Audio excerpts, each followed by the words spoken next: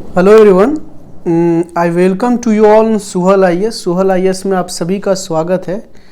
और modern India का series में ये दूसरा लेक्चर है। पहले लेक्चर में हमने आपको समझाने का कोशिश किया था कि कैसे यूरोपियन ने अदर यूरोपियन पावर्स पे अपने जीत हासिल किया था, like on Portuguese, on French, Dutch, battle of Bedara, battle of Swally and battle of Wandiwash and some other battles were also there, right. तो हमने देखा था ये चीज़। अब अदर जो यूरोपियन पावर्स थे उन पे जीत हासिल हो गई है ब्रिटिश की। अब बारी आती है यहाँ के जो नेटिव हैं, लाइक बंगाल का कन्क्वेस्ट करेगा, ठीक है, फिर मैसूर, फिर मराठा, फिर सिख। तो अब हम नेटिव पावर पे कैसे ब्रिटिश ने अपना कब्जा जमाया और कैसे उसको डिफीट किया, क्या उनकी स्ट्रेटजी रही है और ऐसा क्यों हुआ कि वो जीत पाए, ठीक है ना। तो ये सारे चीज़ हम डिस्कस करेंगे इस लेक्चर में, तो आप ध्यान से सुनिएगा और चलिए आगे बढ़ते हैं, ठीक है। सबसे पहली बात मैं आपको बता दूं कि जब ब्रिटिश आया था ना, तो उन्होंने जब यहाँ पे 1600 के आसपास जब ब्रिटिश यहाँ आया था, तो उसके बाद आप 57 तक जो है, जब यहाँ पे प्लासी का युद्ध हुआ था, उस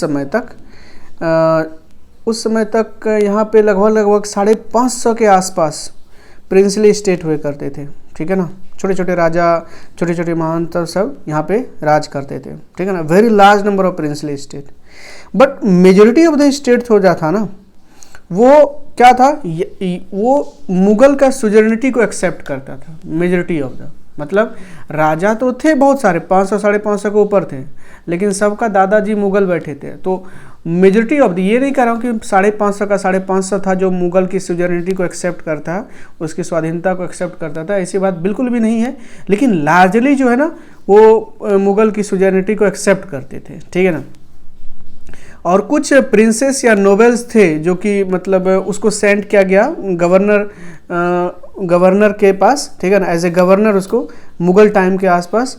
लेकिन और एम्पायर क्या हुआ, उसके बाद धीरे धीरे कमज़ोर हुआ और उसने डिसाइड किया कि हम अपना इंडिपेंडेंस गेन करें। जैसे मैं आपको बताऊं, शुरुआत में क्या हुआ कि मैंने आपको बताया बहुत सारे प्रिंसली स्टेट थे, तो जैसे जैसे मुगल एम्पायर डिक्लाइन होना स्टार्ट किया ना, जैसे जैसे, ठीक है ना, तो वैसे कुछ ऐसे प्रिंसली स्टेट थे जिन्होंने अपने आप को ना इंडिपेंडेंस डिक्लेयर कर दिया, like Hyderabad, like Bengal, like Nawad. ये लोग इंडिपेंडेंटली अब एक्ट कर रहे थे, ठीक है ना।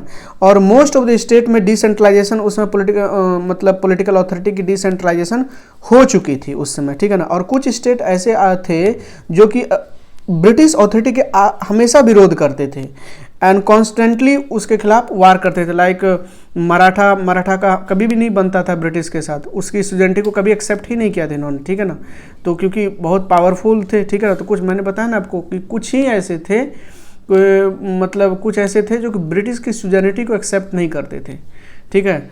तो उस समय ब्रिटिश का डिक्लाइन होना भी स्टार्ट ही हो गया था, ठीक है ना। क्योंकि आप जानते हो कि औरंगजेब के बाद 1707 में जब उनकी मृत्यु होती है, तो उसके बाद कोई पावरफुल रूलर्स में मुगल किंगडम में रहा नहीं है, तो उस समय से डिक्लाइन करना स्टार्ट हो जाता है। तो उसके बाद क्या होता है कि कुछ ऐसे जो प्रिंसली स्टेट थे उन्होंने अपने आप को डिक्लेयर कर दिया इंडिपेंडेंट, लाइक मराठास नहीं, मैं कहूँगा हैदराबाद, बंगाल, अवध, ये सारे सब, ठीक है ना। और कुछ ऐसे थे लाइक सिख, मैसूर और मराठा, ये सब क्या कर रहे थे ना, ये ब्रिटिश से वार में, कॉन्स्टेंटली वार में लगे थे, ठीक है ना। ब्रिटिश से तो बाद में मुगल अथॉरिटी से हुआ, क्योंकि मुगल अथॉरिटी को एक्सेप्ट नहीं करते थे बिल्कुल। तो हमने ये समझने की कोशिश करना है सबसे पहले कि हम इंडियन स्टेट्स को पढ़ क्यों रहे हैं, the reason behind studying Indian states, ठीक है ना।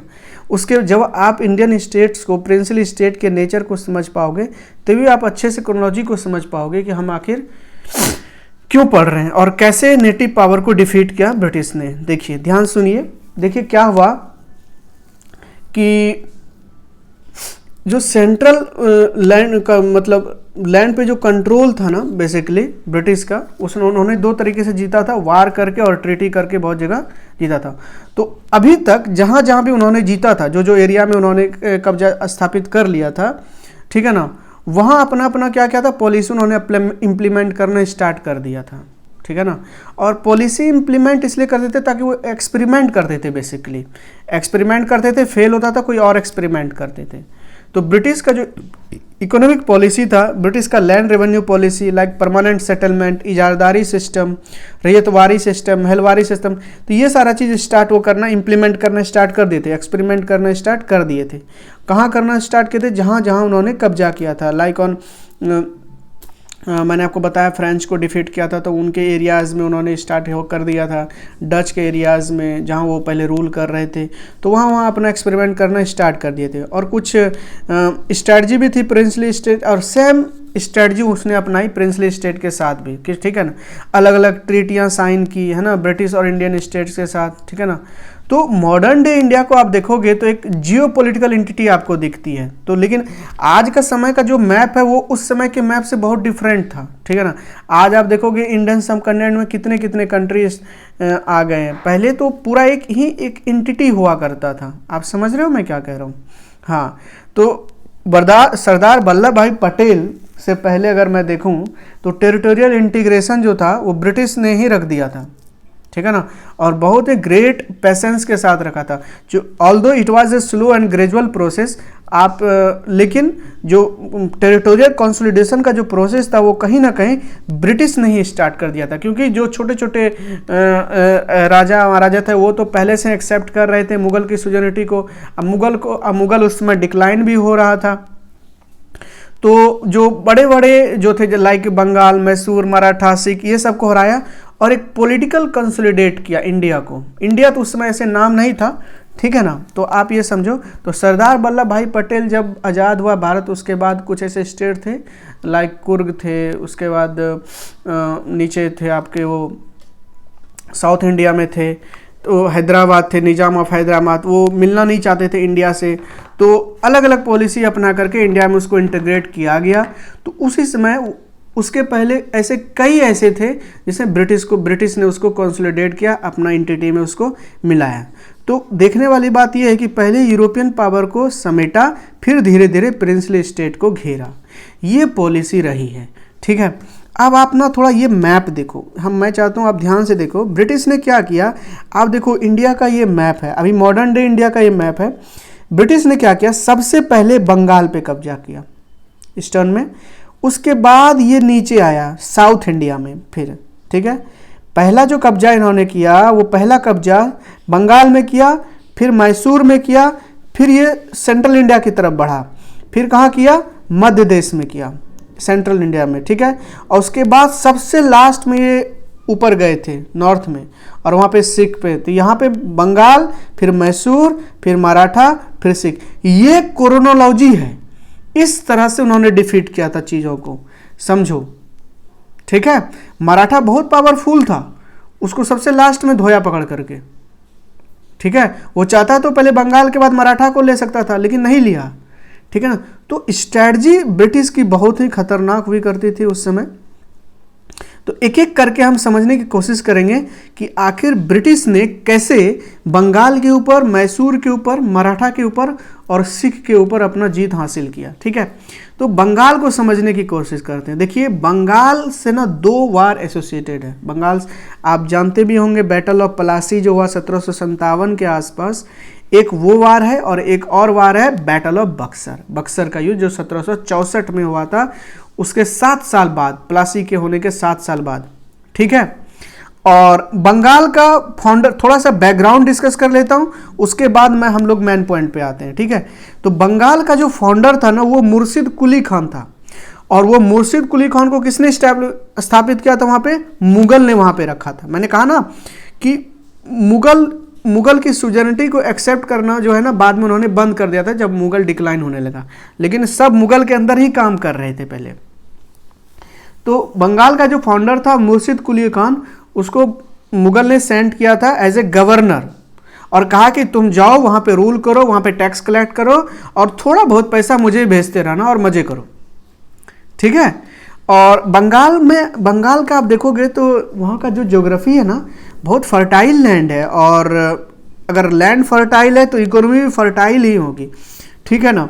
और आप जानते हो कि गंगा यमुना का दोआब नीचे वाला एरिया जो होता है वहाँ पे डेल्टा ही बनता है, जिसको आप सुंदरवन डेल्टा बोलते हो। बंगाल अभी तो बंगाल आप जो देख रहे हो वो बंगाल नहीं है। बंगाल पहले तो उसमें बिहार भी आता था, अभी का वेस्ट बंगाल वो भी आता था, बांग्लादेश भी, कुछ पार्ट असम का भी आता था। बंगाल वह बहुत बड़ा प्रोविंस था, ठीक है, और वो एरिया बहुत फर्टाइल था क्योंकि वहाँ डेल्टा भी बनता था, ठीक है ना।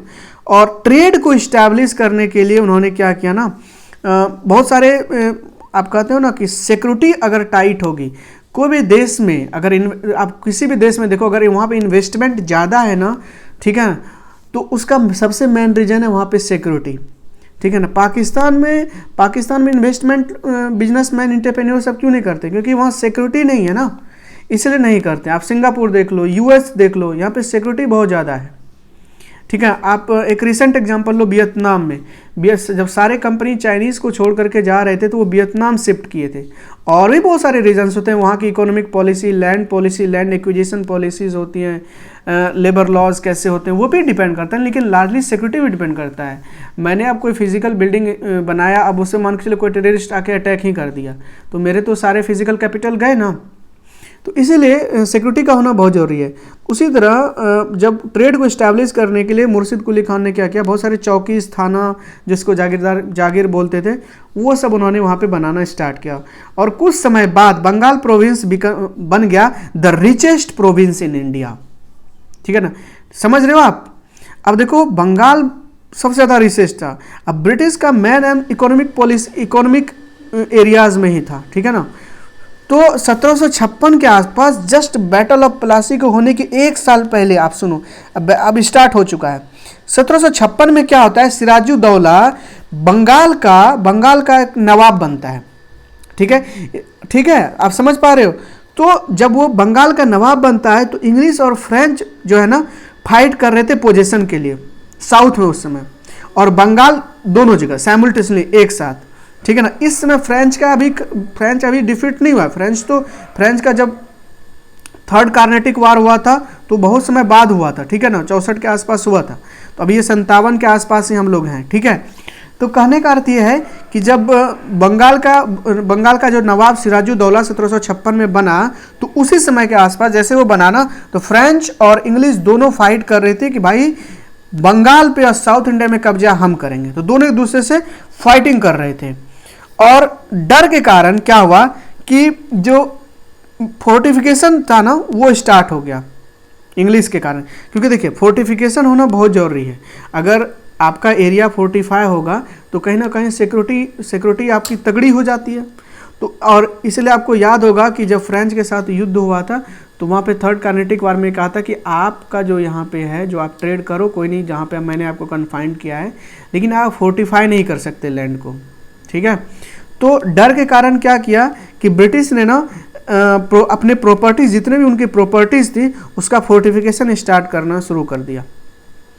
लेकिन उस समय एक गलती कर दिया ब्रिटिश ने कि उसको जो दस्तक परमिट फरमान मिला था ना, फारूक सियार ने जो उसको दिया था 1700, बताइए कब दिया था, 1717 में फारूक सियार ने जब उसको दिया था दस्तक, जो फरमान परमिट होता था एक टाइप का, उसने उसको मिसयूज किया।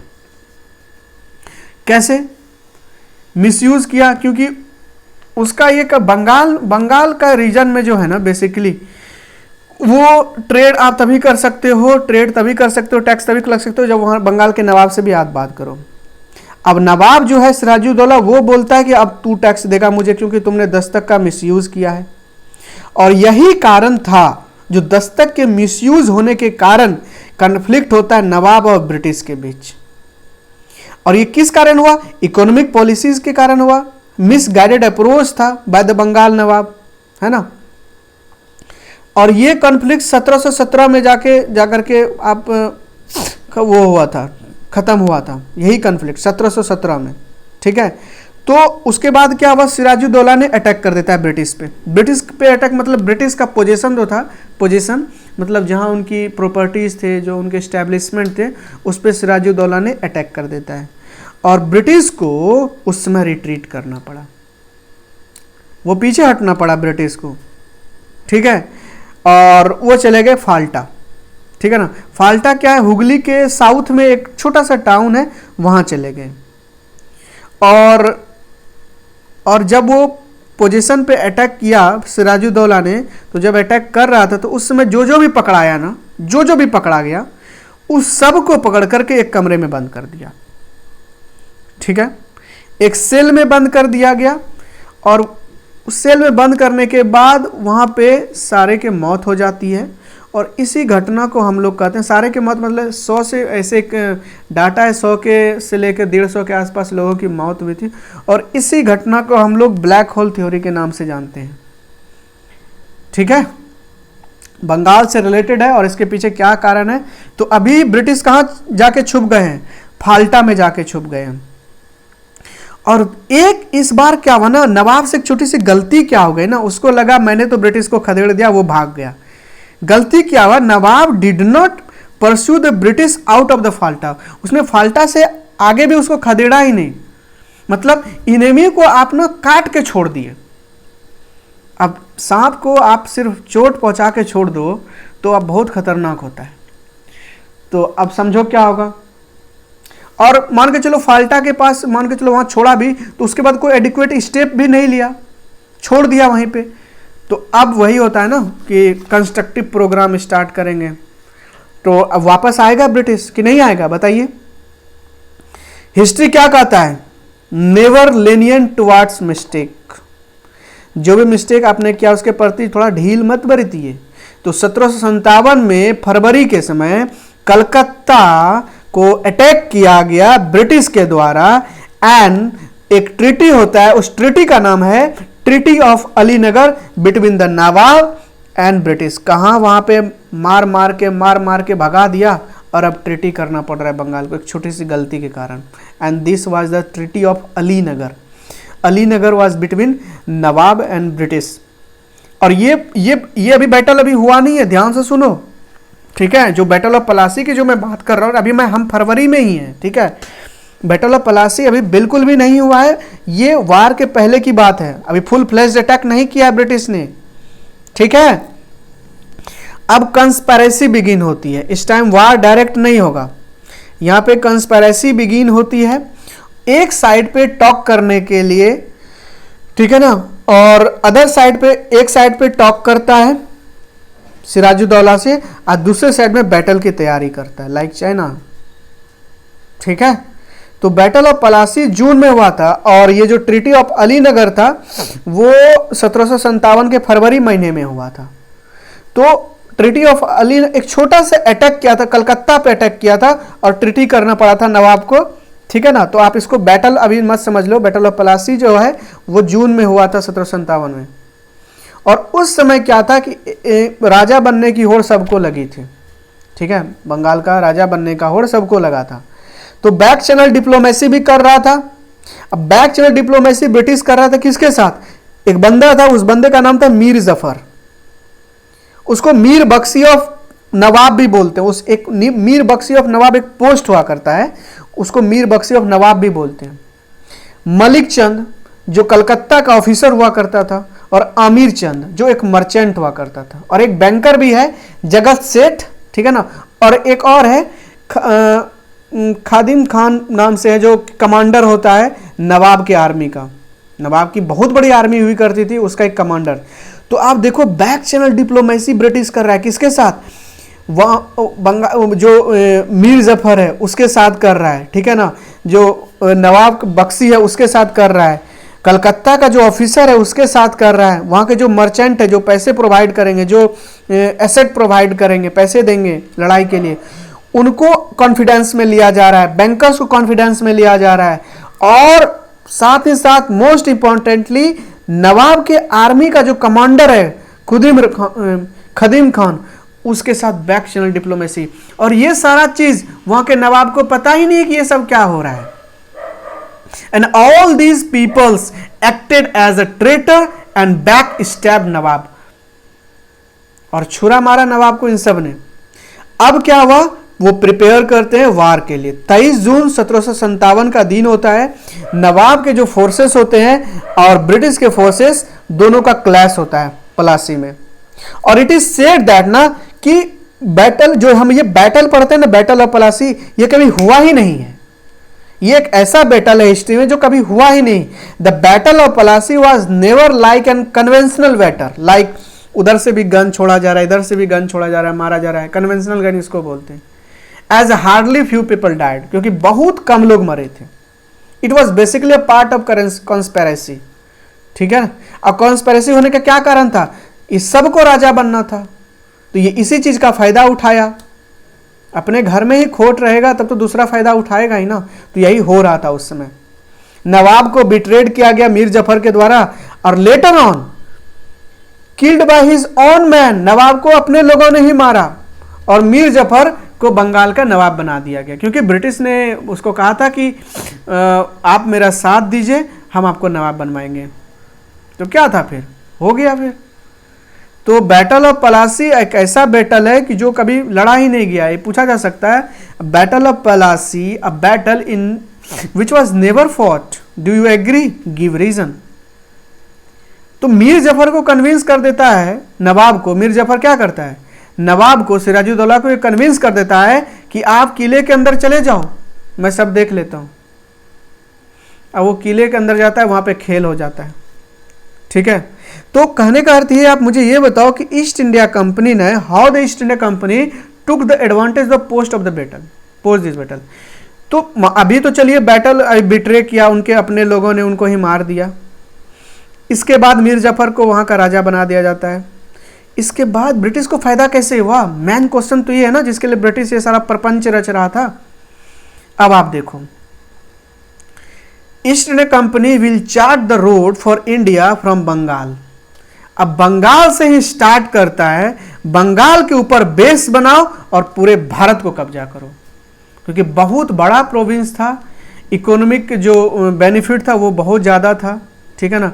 आपको मैंने उस समय मैंने आपको बताया कि जैसे वहाँ पे पुलिस चौकी थाना बनाया ट्रेड को इस्टेब्लिश करने के लिए, तो Bengal province become the richest province in India at that time man, right. अब तो हमने ये समझना है, ये तो बैटल तो एक्चुअली में हुआ ही नहीं था, आपने देखा। अब बैटल का आउटकम क्या था, जो मीर जफर था ना उसको नवाब बना दिया गया, एज ए रिवार्ड दिया गया उसको, क्योंकि उसने ब्रिटिश को हेल्प किया था, और कुछ राइट्स दिए गए ईस्ट इंडिया कंपनी को। इसके बदले में उन्होंने राइट्स लिए, ठीक है ना, फॉर बंगाल, बिहार एंड उड़ीसा के लिए। एक जमींदारी राइट दिया गया 24 परगनाज मतलब डिस्ट्रिक्ट टाइप का, कलकत्ता के आसपास, कि आप 15,000 यूरो के आसपास अर्न कर सकते हो वहां पे, ठीक है ना। और तब उसके बाद ब्रिटिश ने मीर जफर को कहा कि आपने कंपनसेट करना है जो ब्रिटिश का जो 2 करोड़ रुपए का नुकसान हुआ इस लड़ाई में। अब देखो खेल तो अब स्टार्ट हुआ है। मीर जफर को कह रहा है कि ये जो लड़ाई हुआ है, इस लड़ाई में हमारा 2 लाख का सम, 2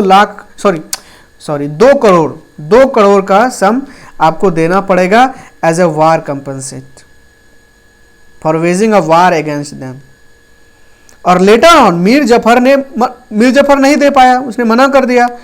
तो अब क्या करेगा, वो तो कठपुतली की तरह था वहां पे। तो मीर जफर को हटा दिया गया और मीर जफर को रिप्लेस कर दिया गया as a nawab, as he become the incompetent to pay the British, क्योंकि उसने ब्रिटिश को पे ही नहीं कर पाया। और 3 साल के बाद मीर कासिम को उसके जगह पे रख दिया गया, इंस्टॉल कर दिया एज ए पपेट। अब आप देखो, मीर जो कासिम था वो मीर जफर का जमाई था, मीर कासिम। सोचा मीर कासिम को यहां पे रखते हैं, राजा बनाते हैं, ये हमको पैसे देगा। लेकिन क्या होता है कि जब मीर कासिम वहां का बंगाल का नवाब बन जाता है 1760 के आसपास, तो मीर कासिम ने क्या किया, अपने आप को independent, he tried to be independent and failed to give the British expected money. He was again replaced by the Mir Zafar. उसने अपने आप को इंडिपेंडेंट डिक्लेयर करना स्टार्ट कर दिया और उसको पैसा दिया ही नहीं ब्रिटिश को। तो ब्रिटिश क्या करेगा, कहेगा अरे यार, मैंने तुमको मीर जफर को हटा करके मीर कासिम को लाया, अब मीर कासिम ही दे नहीं पा रहा। इससे तो अच्छा है, यही है ना कि जाओ भाई पहले कोई बुलाओ, उसी को बुलाओ, मीर जफर को ही बुलाओ। और फिर मीर कासिम को फिर से रिप्लेस कर दिया जाता है मीर जफर के साथ।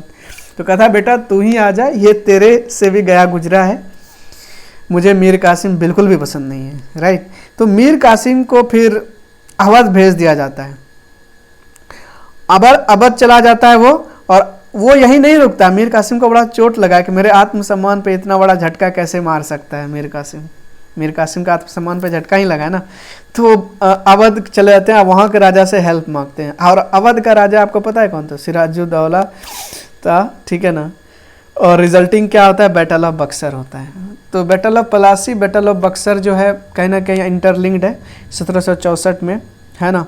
तो नवाब और अवध का किसके साथ बैटल होता है? ब्रिटिश के साथ। नवाब कौन? बंगाल के नवाब, और अवध के जो राजा थे उनका बैटल होता है, ठीक है ना। लेकिन पिछले 8 सालों में ब्रिटिश ने काफ़ी कुछ सीख लिया था। 57 से लेकर 64 के आसपास 8 साल हो चुके थे, यहाँ पे काफ़ी कुछ सीख लिया था। तो इस वार के बाद क्या होता है कि ट्रीटी ऑफ इलाहाबाद साइन होता है। किसके किसके बीच? जब ये बैटल ऑफ बक्सर होता है ना, तो इसके बाद ट्रीटी ऑफ इलाहाबाद साइन होता है। मैं थोड़ा पानी पी लेता हूँ, ठीक है। तो ट्रीटी ऑफ इलाहाबाद साइन होता है। थोड़ा सा आप ट्रीटी ऑफ इलाहाबाद थोड़ा देख लो। एक सेकंड में, थोड़ा पेज यहाँ पे होगा।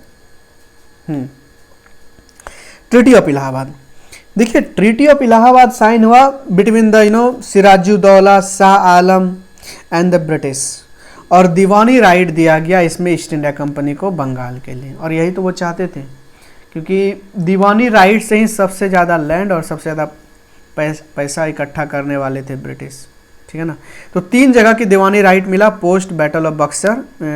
Battle of Buxar was presided supplemented by the Allahabad treaty. इसके पहले मैंने एक ट्रीटी पढ़ाया था आपको, ट्रीटी ऑफ अलीनगर। याद है आपको ट्रीटी ऑफ अलीनगर में क्या पढ़ाया था? ट्रीटी ऑफ अलीनगर क्यों हुआ था? सॉरी, जब ब्रिटिश ने कलकत्ता पे अटैक किया था ना, तो उस मैं बात बता रहा हूँ, पलासी का जब मैं पढ़ा रहा था, तो ब्रिटिश ने कलकत्ता पे जब अटैक किया था, तो उसमें ट्रीटी ऑफ अलीनगर करना पड़ा था between the Nawab and British, ठीक है। और ये बात जो है ना, वो पलासी के युद्ध की पहले की मैं बात बता रहा हूँ, ठीक है ना। तो ट्रीटी ऑफ इलाहाबाद में क्या निकला? दीवानी राइट मिला 3 जगह के लिए, बंगाल के लिए, बिहार के लिए, उड़ीसा के लिए। थोड़ा यूनिक फीचर्स देख लेते हैं हम ट्रीटी ऑफ इलाहाबाद का। देखिए यहाँ पे क्या हुआ ना, ट्रीटी ऑफ इलाहाबाद के साथ ही एक यूनिक सिस्टम ऑफ गवर्नमेंट आया बंगाल में, ठीक है ना। और यूनिक सिस्टम ऑफ गवर्नमेंट का मतलब होता है कि बंगाल में ड्यूल गवर्नमेंट आया। और डेप्टी नवाब को भी वहाँ पे, पहले नवाब था, अब डेप्टी नवाब, एक नया पोस्ट का क्रिएशन किया गया, डेप्टी नवाब और नवाब, ठीक है ना। और डेप्टी नवाब को कौन अपॉइंट करेगा? सोचो, नवाब करेगा? अरे नवाब कैसे करेगा? तो फिर पपेट कैसे होगा? नवाब बिल्कुल नहीं करेगा। डेप्टी नवाब को अपॉइंट करेगा ब्रिटिश करेगा। और उसको रिमूव कौन करेगा? सोचो, नवाब नहीं कर सकता, ब्रिटिश ही करेगा। तो एक ऐसी पोस्ट जिससे नवाब की अथॉरिटी को ब्रेक कर दिया गया। नवाब तो किसी काम का नहीं रहा ना, मतलब नवाब अब डेप्टी नवाब को ना तो अपॉइंट कर सकता है, ना ही उसको रिमूव किया जा सकता है। तो 2 पोस्ट का क्रिएशन होता है, नवाब का और डेप्टी नवाब का, ठीक है ना। तो this system is started by whom? Robert Clive ji ने double system treaty of Allahabad जब हुआ था, तो उसके बाद ही डबल गवर्नमेंट इस्टाब्लिश्ड हुआ था, ड्यूल गवर्नमेंट। और it was started by the Robert Clive, who also became the governor of Bengal at the time, the first governor of Bengal. I am talking governor of Bengal, not governor general of Bengal. Governor general of Bengal नहीं, governor general of Bengal जब हम regulating act आपको पढ़ाएंगे 1773 में, वहाँ पे post creation हुआ था। तो अभी फर्स्ट गवर्नर ऑफ बंगाल कौन बना? Robert Clive. अब बंगाल, अभी ब्रिटिश जो थे ना, East India Company as a company की तरह वार कर रही थी, लड़ाई कर रही थी। अब बंगाल में अपना राजा बन चुके हैं, वहाँ पे अपना रॉबर्ट क्लाइव जो है ना फर्स्ट गवर्नर बंगाल के बन चुके हैं। तो ड्यूल गवर्नमेंट को थोड़ा सा मैं आपको समझाता हूँ, क्योंकि थोड़ा सा कॉन्सेप्ट मैंने आपको यहाँ पे डिस्कस किया, तो थोड़ा बहुत आप देख लो। ड्यूल सिस्टम गवर्नमेंट में 2 सिस्टम होता था, एक नवाब और उसके नीचे डेप्टी नवाब। रेवेन्यू कलेक्शन का काम कौन करेगा? East India company. तो नवाब किस लिए? नवाब ना तो डेप्टी नवाब को अपॉइंट कर सकता है, ना तो रिमूव कर सकता है, ना तो रेवेन्यू कलेक्शन करेगा। तो नवाब है किस लिए? मेरे पास तो, अब नवाब बोलता है भैया मेरे पास तो पैसे नहीं, मैं किस काम का हूँ, ठीक है ना। तो एडमिनिस्ट्रेशन कीजिए आप, और क्या, लाइक दिल्ली जो करता था। East India company collected revenue but did not responsible for the administration. अब देखो पैसा कलेक्ट कौन कर रहा है, ब्रिटिश, लेकिन एडमिनिस्ट्रेशन के लिए रिस्पॉन्सिबल कौन होगा, नवाब। आप देख लो दोहरी नीति देख रहे हो, पैसा कलेक्ट हम करेंगे लेकिन अगर कुछ गलती होता है या एडमिनिस्ट्रेशन का काम ये सब माथापच्ची कौन करेगा, नवाब करेंगे। और इसके कारण क्या होता है, as a result nawab did not cared nor did the East India Company, क्योंकि नवाब के पास पैसे ही नहीं थे तो वो एडमिनिस्ट्रेशन कैसे करता। और ईस्ट इंडिया कंपनी का कहना था कि भाई हम एडमिनिस्ट्रेशन नहीं करेंगे। तो अब बंगाल को देखने वाला सच में कोई था नहीं, बंगाल का एडमिनिस्ट्रेशन करने वाला कोई था नहीं, और जिसके कारण से बंगाल में फेमीन आ जाता है 1770 के आसपास। एंड दिस लेड मतलब व्हाट, कि नवाब did not care nor did the EIC East India Company, and this led to the great famine of Bengal during 1770। और क्यों हुआ था आपको पता है ना, इसका रीज़न आपको पता लग गया था। तो जब ये एक बहुत बड़ा फेमिन था, ठीक है ना, बहुत बड़ा फेमिन आया था उस समय ब्रिटिश रूल के समय में, ठीक है। तो जब बंगाल फेमिन आया ना, उसमें लगभग 10 मिलियन लोग, 1 करोड़ के आसपास लोग मर चुके थे, बंगाल, बिहार और कुछ पार्ट उड़ीसा से। और ऐसा नहीं कि बंगाल मतलब फेमिन ये ग्रेट नाम इसलिए दिया गया ना, क्योंकि फेमिन बराबर आते रहता था, भुखमरी तो रहती थी, फेमिन बराबर आते थे, लेकिन इस बार की बहुत बड़ी फेमिन थी, इसलिए द ग्रेट बंगाल फेमिन इसको कहा जाता है, ठीक है ना। 1940 में भी आया था, 1943 में भी फेमिन आया था, ठीक है ना। तो उस समय क्या किया, जब फेमिन आया बंगाल में ना, तो अवध आए कि मैं आपका सहायता करूंगा, आप चिंता मत कीजिए नवाब जी, मैं आपकी सहायता करूंगा। और हमदर्द बनने के लिए अवध ने उंगली कर दी। तो ब्रिटिश ने कहा अब आओ बेटा, तुमने उंगली की तो अब तुम भी आओ, तुमको भी समेटेंगे, अभी तक तो तुमको छोड़े थे हम। और इसके कारण से resulting Awadh was made the protected state. Protected state, protector state का मतलब समझते हो ना, मैंने आपको पहले बताया ना प्रोटेक्टर स्टेट का क्या मतलब होता है, कि आप अपना आर्मी स्टैंडिंग आर्मी नहीं रख सकते, आप फोर्टिफिकेशन नहीं कर सकते अपने सेटलमेंट्स का, अपने एरियाज़ का, ये सारा चीज़ उसमें आता है। तो पहला प्रोटेक्ट स्टेट जो बनाया था वो बनाया था किसको, अवध को, ठीक है ना। और Awadh was also compel to pay, कि आपने जो उंगली की है इसके कारण हमें वार करना पड़ा, सहना पड़ा, तुम भी पैसे दो, तुम भी पैसे दो। और 1765 के अंदर सब्सिडरी अलायंस का ला करके, और एक्सपेरिमेंट ये जो था ना, एक्चुअली 1765 का सब्सिडरी अलायंस का एक्सपेरिमेंट बहुत पहले से ही मतलब चल रहा था। और लॉर्ड वेलेस्ली का जो नाम तो बाद में जुड़ा, बट इसका फीचर बहुत समय पहले से ही चल रहा था सब्सिडरी अलायंस का, ठीक है ना। कि भाई आपके यहाँ आपका जो एरिया होगा वहाँ पे आप आर्मी नहीं रखोगे, आप फोर्टिफिकेशन नहीं करोगे, आपकी सिक्योरिटी का जिम्मा मेरे पास, तो जो भी खर्चा होगा ना आप मेरे को पे करना, और मैं आपके रीजन्स को, मैं आपके स्टेट को, मैं आपके प्रोविंस को सिक्योरिटी मैं प्रोवाइड करूँगा। तो ये वाला जो कॉन्सेप्ट था ना, ये बहुत समय पहले से चल रहा था। अब देखो ना, अवध को यहाँ पे प्रोटेक्टेड स्टेट बना दिया गया, अवध को बोला गया कि आप आर्मी नहीं रखोगे, मैं आपका सिक्योरिटी लूँगा, इसके बदले आप पैसे दोगे मुझे। बाद में वेलेस्ली ने इसको एक नया टर्म दे दिया गया, क्या, सब्सिडरी अलायंस। लेकिन subsidiary alliance as a concept बहुत पहले से था, ठीक है ना। और इसी के साथ एंड होता है बंगाल का कॉन्क्वेस्ट। अब हम लोग पढ़ेंगे मैसूर का कॉन्क्वेस्ट। मैसूर का कॉन्क्वेस्ट मैं थोड़ा सा आपको बताता हूँ। मैसूर से जुड़े हुए हैदर अली और उसका बेटा टीपू सुल्तान, ठीक है ना। और उसमें मैसूर में ना एक डायनेस्टी रूल कर रही थी, ओरिजिनली जो था ना वो वादियार डायनेस्टी वहाँ पे रूल करते थे। आप थोड़ा इसको याद रखो, ठीक है ना। और वादियार डायनेस्टी में चिक्का कृष्णा राजा नाम का हुआ करता था, जो जिसमें एक बहुत फेमस थे, आपको याद भी होगा शायद, नंजराज और देवराज के बारे में, ठीक है ना।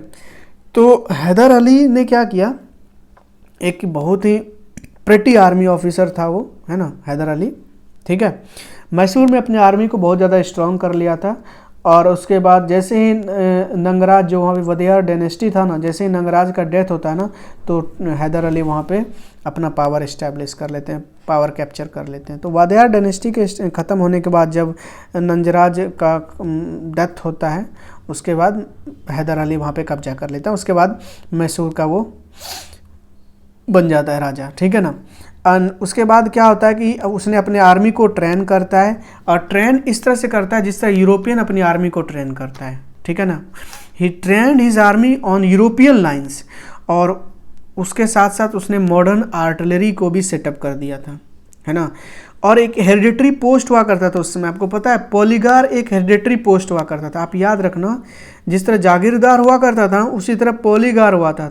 तो पॉलीगार का पहले खात्मा किया और पावर को कंसोलिडेट किया उसने। पॉलीगार्स बेसिकली क्या करते थे ना, वो लड़ाई लड़ते थे। जैसे आपको लड़ाई लड़नी है तो आप पॉलीगार को इन्वाइट करो, वो आपके लिए लड़ाई भी लड़ेगा, इसके बदले आप उसको पैसे दो, ज़मीन दे सकते हो, कुछ भी दे सकते हो, ठीक है। तो बेसिकली ज़मीन ही दिया जाता था।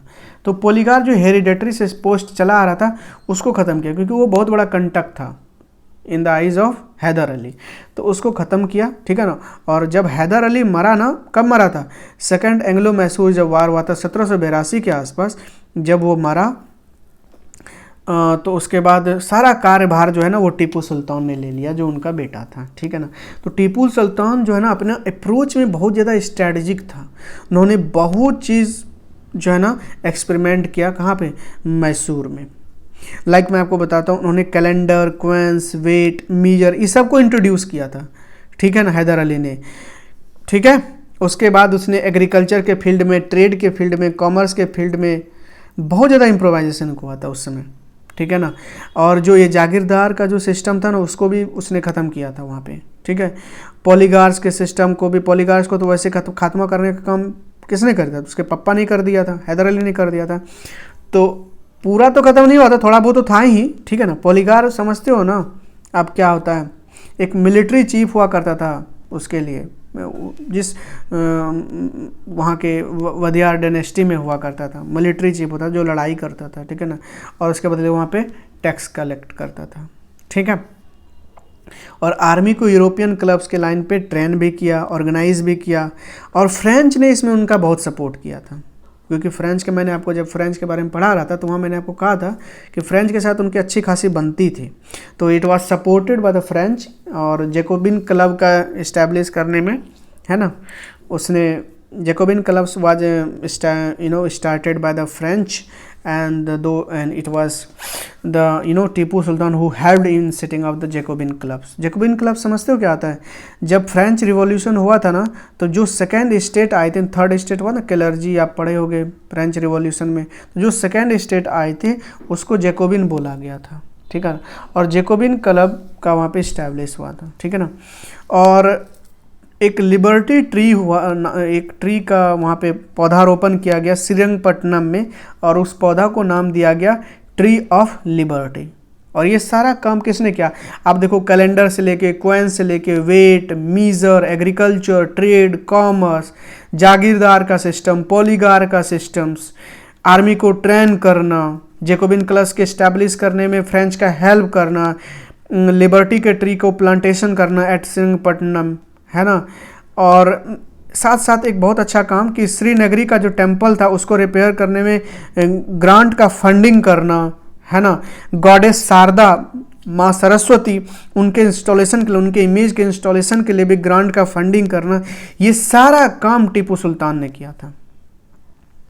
तो मैसूर के साथ जो वार होता है ना वो एक बार में नहीं होता है, वो एंग्लो मैसूर वार ना टोटल 4 फेजेस में होते हैं। तो इससे ये पता लगता है कि मैसूर बहुत ज़्यादा पावरफुल था, जिसके साथ जितनी बार वार हुआ है समझो उतनी बार, क्योंकि ब्रिटिश एक बार में किसी को भी नहीं हराता था, किसी के भी साथ लड़ाई नहीं करता था, धीरे धीरे धीरे धीरे।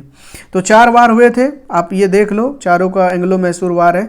1766 में हुआ था और 1803 के आसपास, 2 के आसपास ख़त्म हुआ था। तो चौथा वार चला था 1799 से 1802-03 के आसपास तक चला था, ठीक है। तो फर्स्ट एंग्लो मैसूर वार की हम लोग बात करते हैं, ठीक है। वीडियो शायद लंबी हो जाएगी लेकिन चीज़ें आपकी क्लियर कर देंगी, ये बात तो मैं कहूँगा, तो इसलिए आप ध्यान से सुनिए। फर्स्ट एंग्लो मैसूर वार जो हुआ था 1766 से लेकर 1769 में हुआ था। अब आप ना समझो कि कैसे हुआ था, इसका क्या बैकग्राउंड था और रिजल्ट क्या हुआ, ये चीज़ समझना आप, ठीक है। देखो, निज़ाम जो था, हैदराबाद का निज़ाम जो इसको आप कहते थे, और ब्रिटिश, मराठा, ये तीन बंदा मराठा, ब्रिटिश और निज़ाम, तीनों एक साइड और मैसूर एक साइड। क्योंकि अब देखो ब्रिटिश ने क्या किया, पहले निज़ाम को बुला लिया, फिर मराठा को बुला लिया, ये तीनों एक साथ मिल गए और ये तीनों एक साथ मिलकर सिंगल एंटिटी बन करके मैसूर पे टूट पड़े, फिर भी मैसूर को हिला नहीं पाए। लेकिन समझने वाली बात यह है कि निजाम और मराठा ने क्यों साथ दिया ब्रिटिश का। आप जानते हो ना, आप देखते हो ना कि मेरे बगल वाला कोई तरक्की कर रहा है तो मेरे को देखा नहीं जाएगा, तो वही हुआ। मैसूर उस समय अपने आप को बहुत ज़्यादा एक्सपेंड कर रहा था और ये बात कहीं ना कहीं निजाम को और मराठा को खला नहीं, और उसको लगता था किसी दिन एक्सपेंड करते करते हम ही पे हमला ना कर दे। Nizam did not like Mysore so supported British in this venture and Maratha felt threatened by the Mysore so they supported British. Okay, तो जो ब्रिटिश का ना, ब्रिटिश ने बहुत सारा युद्ध ऑलरेडी लड़ चुका था, 3-4 बार तो लड़ ही चुका था। अगर मैं वानडिवास का वार आप देखोगे तो उसके बाद प्लासी का बैटल देखोगे, बक्सर का युद्ध, और सब में उनको जीत मिला था, तो एक्सपीरियंस उनको अच्छा खासा हो चुका था। तो अब बोला भैया अब हम लगाएंगे छक्का, मैसूर को अब लेंगे, ठीक है। तो नेक्स्ट रोड क्लियर था उनके लिए, उनका साथ देने के लिए आए थे कौन, निजाम और मराठा। आउटकम क्या होता है कि 3 बिग पावर इधर एक साइड में और मैसूर सिंगल लार्जेस्ट पावर दोनों के बीच यूज होता है। लेकिन सरप्राइजिंगली क्या होता है कि Hyder Ali won the war, और एक ट्रीटी साइन होता है मद्रास के पास, और जो भी जीतता है ना जो वार, उस ट्रीटी में वही डिक्टेट करता है, उसमें जो टर्म्स एंड कंडीशन होंगे वही आदमी बताएगा जो जीता है। और it was the treaty of Madras because the treaty sign near Madras and which was dictated by the Hyder Ali. और कुछ दिन के बाद क्या हुआ, ब्रिटिश तो इस समय हार गया था, मतलब निजाम और मराठा का हेल्प ले करके भी, लेकिन ब्रिटिश बैठने वाला कहाँ था। तो ब्रिटिश ने कहा कि उस बार जो हुआ और इस बार आर पार की लड़ाई करते हैं, ठीक है। तो उसके कारण सेकेंड एंग्लो मैसूर वार होता है। कब, 11 साल का फेजेस ले लिए थे, मतलब 69 के आसपास फर्स्ट मैसूर वार खत्म हुआ था, तो 11 साल का गैप ले करके तैयारी करके आए थे कि आओ आर पार की लड़ाई करते हैं। तो इस समय ना थोड़ा सा स्ट्रेटजी अलग था। इस समय क्या था, उसने फ्रेंच को प्रवोक किया, है ना, और ब्रिटिश ने क्या किया, फ्रेंच को प्रवोक करके, अब फ्रेंच का एक पोर्ट था माहे, है ना, माहे पे ना फ्रेंच की बहुत ज़्यादा पोर्ट डिपेंडेंसी थी। आपको पता ना, फ्रेंच का सपोर्ट था ना इसके साथ, किसके साथ, मैसूर के साथ। तो फ्रेंच का एक पोर्ट था, इस पर डिपेंडेंसी बहुत ज़्यादा थी, क्योंकि और जैसे ही ब्रिटिश ने इस फ्रेंच के इस पोर्ट को, माहे नाम के फोर्ट को सीज किया ना, तो ट्रेडिंग बंद हो गई, किसकी, फ्रेंच की, और रिजल्टिंग क्या हुआ, वार हो गया। और इस वार के कारण जो है ना क्या हुआ, हैदर अली की मौत हो गई। और एक ट्रीटी साइन होता है, ट्रीटी ऑफ मैंगलोर, और कहा भाई गलती हो गया, चलो ट्रीटी करते हैं, ठीक है। तो सबसे पहले Madras, treaty of Madras, first Anglo Mysore war, treaty of Mangalore, वहाँ हाई बाब किया तो ट्रीटी ऑफ मैंगलोर हो गया, तो सेकेंड एंग्लो मैसूर वार। अब थर्ड एंग्लो मैसूर वार आपको पढ़ाता हूँ, बहुत फेमस है। मैसूर किस लिए फेमस है आप बता सकते हो, दशहरा के लिए, ठीक है। आगे बढ़ते हैं, हाँ देखिए, इस समय क्या हुआ कि जो मैसूर स्टेट था ना वो बहुत ज़्यादा वीकेंड हो गया था, मतलब 2 लड़ाई लड़ चुका था। इस बार तो Hyder Ali the great power का मतलब मौत ही हो चुका था, तो उस समय मैसूर बहुत ज़्यादा कमज़ोर हो गया था। और इस चीज़ का फ़ायदा उठाते ना सोचा कि इस बार तो पूरे ख़त्म कर देंगे, ब्रिटिश ने ऐसा सोचा। और बंगाल के बाद अब हम कहाँ पे, मैसूर में राज करेंगे। लेकिन टीपू सुल्तान उस समय आ गए थे पिक्चर में, उसने कहा भैया रुक जाओ यार, हम भी हैं यहाँ पे। तो Tipu Sultan comes to power and British become victorious. लेकिन दोनों में वार होता है, ब्रिटिश उस समय जीत जाता है, और जीतने के बाद एक ट्रीटी होता है, treaty of Srirangapatnam, sign later, ठीक है। उसके बाद अभी तो पूरी तरह से खत्म नहीं हुआ है मैसूर, चौथा एंग्लो मैसूर वार होता है। और इस बार ज्योग्राफिकल स्प्रेड बहुत कम हो चुका था मैसूर का, क्योंकि जैसे जैसे ट्रीटी होता है ना, ट्रीटी में बहुत सारे एरिया को कब्जा है, 3 ट्रीटी ऑलरेडी हो चुके थे, बहुत सारा एरिया को ऑलरेडी ब्रिटिश ने ले लिया है, ठीक है ना। बहुत सारे टर्म डिक्टेट हो गया, दो it was first term was 3 treaty में, एक ट्रीटी तो हैदर अली ने किया था, लेकिन 2 treaty of Srirangapatnam, treaty of Mangalore, है जी। तो इस बार जो मैसूर स्टेट था उसका जोग्राफिकल स्प्रेड बहुत कम हो गया था, और इकोनॉमी के ऊपर बहुत, क्योंकि 3 बार मैसूर लड़ चुका था, तो इकोनॉमी तो बहुत कमज़ोर होगी ही ना, और इसके कारण से इकोनॉमी कमज़ोर तो आर्मी कमज़ोर, अगर आपका इकोनॉमी स्ट्रांग है ना तो आर्मी स्ट्रांग हो ही जाएगी, ठीक है ना। तो ब्रिटिश ने टीपू से कहा कि आप सब्सिडरी अलायंस साइन कर लीजिए, which was started by the Wellesley. आप क्या कीजिए, सब्सिडरी अलायंस साइन कर लीजिए। लेकिन क्या लगता है टीपू सुल्तान क्या कहेगा? Tipu Sultan he rejected and the Mysore attack from both side, 2 side से मैसूर को अटैक किया गया। अब सोचो कौन कौन करेगा? निजाम जो हैदराबाद का बंदा था उसने ईस्ट से किया वार, ईस्ट से अटैक किया, और ब्रिटिश ने साउथ वेस्ट से अटैक किया, और 2 तरफा वार के कारण, 2 फ्रंट वार के कारण टीपू भैया का मौत हो जाता है श्रीरंगपट्टनम में, और मैसूर पार्ट बन जाता है ब्रिटिश इंडिया का। और लेटर ऑन वहां पे देखो ब्रिटिश का पार्ट बन गया, वहां पे पूरी तरह से जीत हासिल हो चुकी थी, लेकिन वहां पे जिस तरह आपको मैंने बताया है कि Robert Clive governor of Bengal बन गए थे, उसी तरह मैसूर का कोई बंगाल उसने नहीं बनाया, या मैसूर को उन्होंने अपने अंदर में नहीं लिया, लेकिन वहां पे एक पपेट को इस्टेब्लिश कर दिया, puppet king from the old Wodeyar dynasty, उसको वहां पे इंस्टॉल कर दिया गया सीट पर पे। अब ऐसा क्यों किया आप बताओ? क्योंकि in the eyes of people Wodeyar dynasty के सामने बहुत सम्मान था, और लोगों को अभी ब्रिटिश का जो इंटरेस्ट था इकोनॉमिक पॉलिसीज था। Economic policy was the foremost reason, and political reason was only due to the economic policies, economic interest, ठीक है।